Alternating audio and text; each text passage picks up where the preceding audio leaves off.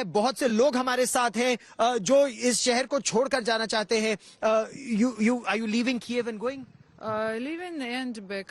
You're leaving and Again, back. yeah. But why are you leaving Kiev just now? You all world know why people live in Are Kiev. you scared? Sorry? Are you scared just now? No, Not scared. not scared. Need kill Russia. All country. So, but then shouldn't you stay and fight, or would you rather leave and come back later? Sure, come back. Come back later? Come back, sure. All right. Wish you all the Ukrainian will. तो Ukraine के जो लोग यहाँ पर हैं वो ये राजधानी छोड़कर भी जा रहे हैं। यहाँ के जो लोग हैं वो भी छोड़कर जा रहे हैं। इसके अलावा बड़ी संख्या में विदेशी यहाँ से छोड़कर जा रहे हैं। ये बातचीत तो फिर क्या महज दिखावा के रूप में आप देखते हैं इसे ग्रुप कैप्टन झा, जो ये बातचीत हो रही है बेलारूस में, क्या इससे शांति आएगी, या ये केवल एक औपचारिकता है कि लोग ये मौका लें, यहाँ से निकल जाए और उसके बाद असल मायने में युद्ध शुरू होगा? देखिए, अगर ये सचमुच में बातचीत होती प्रॉब्लम को सॉल्व करने की, तो जेलेंस्की जो था वो अपने नेशनल हित में सोचते। नेशनल हित अभी क्या है कि वहाँ के लोगों को बचाया जाए, क्योंकि अगर आप युद्ध कर रहे हैं तो युद्ध में तो हताहत होना है, लेकिन अपने सैनिकों को, अपने जो सिविलियंस को उसने कहा हुआ है कि आप बंदूक उठाओ और आप सेना को मारना शुरू करो, आप गोली चलाना शुरू करो। तो मतलब उन्होंने रिहायशी इलाके को एक वॉर जोन में तब्दील कर दिया है। अब जब जेलेंस्की कह रहा है कि हम स्टेप डाउन नहीं करने वाले हैं, हम जीतेंगे, और जेलेंस्की को यूरोपियन यूनियन ने और नेटो ने कहा हुआ, खास करके you can hold on, we are coming, इस तरह से उनको जैसा अफवाहें आ रही हैं, जैसी संवादें आ रही हैं, उनको एश्योरेंस दी गई है।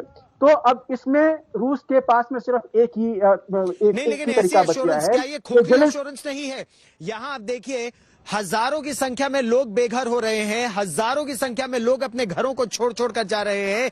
ऐसी एश्योरेंस, क्या एश्योरेंस दे रहा है इस समय विदेशी ताकतें, क्या एश्योरेंस दे रही हैं यूक्रेन को? किस तरह से उनकी मदद कर पाएंगे? सैंक्शंस लगा सकते थे, लगा दिए। हथियार अगर देंगे तो कहां से देंगे? और क्या तब तक रूस तबाही नहीं मचा देगा? नेटो का हिस्सा तो बन नहीं सकता अभी यूक्रेन। तो क्या ये खोखले एश्योरेंस है जो पश्चिमी देशों से यूक्रेन के लिए आ रहे हैं? बिल्कुल, आपने बिल्कुल ठीक कहा, वो खोखले एश्योरेंस हैं। और इसके पहले भी जो जेलेंस्की को यूरोपियन नेशंस ने और नेटो ने कहा था कि बेटा तू चढ़ जा सूली पे, और जेलेंस्की सूली पे चढ़ गया, अब वहां पे वो झेल रहा है। ये खोखले इंश्योरेंस हैं। ये कभी नहीं होने वाला है कि नेटो वहां आके यूक्रेन के लिए लड़ाई करेगी, जेलेंस्की की लड़ाई करेगी। जेलेंस्की का अपना जो सुपर ईगो है, वो बोल रहा है कि मैं यहाँ पे रहूंगा, लेकिन रूस जेलेंस्की को रहने नहीं देगा। अभी रूस का सबसे प्राइम टारगेट है जेलेंस्की।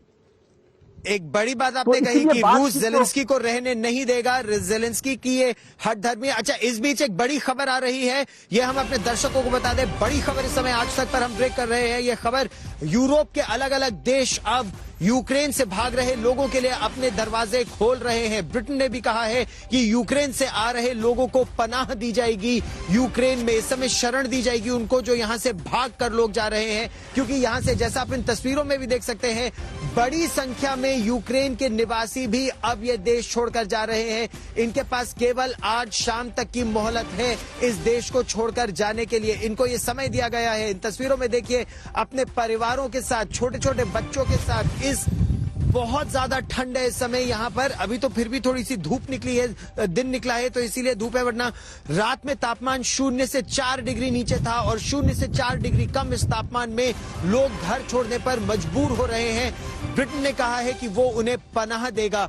ऐसी पनाह कई और देशों से भी मिलने की बात आ रही है, और यूक्रेन के लिए लड़ने की बात कर रहे हैं यहाँ के लोग। जैसे अपने घरों को छोड़ते हुए जाते हुए, क्या केवल युवा वर्ग रह जाएगा यहाँ देश के लिए लड़ने के लिए, या कुछ युवा वर्ग तो वैसे भी अपने परिवारों को छोड़कर बाहर निकलने का प्रयास कर रहा है?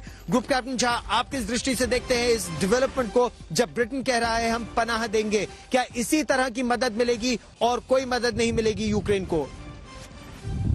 गौरव, सबसे पहले तो मैं आपको सलाम करता हूं, और पूरा जर्नलिस्ट का जो महकमा है आपको सलाम करता है कि आप ऐसे कठिन स्थिति में वहाँ कीव में अभी रह रहे हैं और वहाँ से रिपोर्टिंग कर रहे हैं। आपके भी जान को उतना ही खतरा है जितना कि बाकी लोगों को जानते हैं, तो इसीलिए पत्रकारिता के महकमे से आपको सलाम। दूसरा, अभी जो उन्होंने दरवाजे खोले हैं, जैसा वो कह रहे हैं ये उनको धन्यवाद सर। बहुत पहले ही करना चाहिए था। हेलो, ये उनको बहुत पहले ही कर लेना चाहिए था, क्योंकि आपको पता जी। होगा जो रोमानिया का जो इंटरनेशनल बॉर्डर है वो खुला हुआ है, लेकिन पोलैंड का बड़ा सेलेक्टिव है। वो बड़े सेलेक्टिव तरह से लोगों को अंदर आने दे रहे हैं। तो जितने भी वहां पे ये हैं, जो सीमावर्ती देश हैं, चाहे वो पोलैंड हो, चाहे स्लोवाकिया हो, हंगरी हो, रोमानिया हो, इन सबों को बिल्कुल अपने दरवाजे खोल देना चाहिए कि जितने भी लोग आ रहे हैं यूक्रेन से, उनको सबसे पहले वहां पे रहने के लिए दे। वहां से मतलब यूक्रेन से बाहर निकलने के बाद ही, चाहे क्योंकि वो यूके खतरा पहुंच यहाँ सकते हैं या लगातार जर्मनी बढ़ता जा रहा है सर। आप बिल्कुल सही कह रहे हैं। देखिए, क्या बच्चे, क्या बूढ़े, क्या जवान इस समय सपरिवार लोग अपना घर छोड़ छोड़ कर जा रहे हैं और किसी सुरक्षित स्थान पर पहुंच जाना चाहते हैं। उनके पास समय अब सीमित है। ये डेडलाइन रूस ने जो दी है यहाँ पर यूक्रेन में, खासतौर पर कीव में रहने वाले लोगों को आज रात से पहले छोड़ दें। वो आज रात से पहले कीव खाली हो जाना चाहिए। सभी को कहा जा रहा है, भारतीय छात्र छात्राओं से भी कहा जा रहा है कि जितना जल्दी हो सके वो निकल जाए यहां से। इस बड़ी खबर पर लगातार रहेगी नजर। हम आपको इस स्टेशन के अंदर की भी तस्वीरें दिखाएंगे, जिस तरह से खचाखच भरा है ये स्टेशन। लोग निकलने का प्रयास कर रहे हैं। और इसी बीच खबर यह भी आ रही है कि राष्ट्रपति ज़ेलेंस्की को खतरा अपनी जान को लेकर भी है। उन्होंने ये कहा है कि उनको मारने के लिए कमांडो दस्ते भेजे गए हैं और चेचन आतंकवादी भेजे जा रहे हैं प्लेन क्लोथ्स में, जो उनको मार सकते हैं। और इसीलिए जगह जगह गश्त लगाई जा रही है, लोगों को रोक कर चेक किया जा रहा है कौन है वो लोग।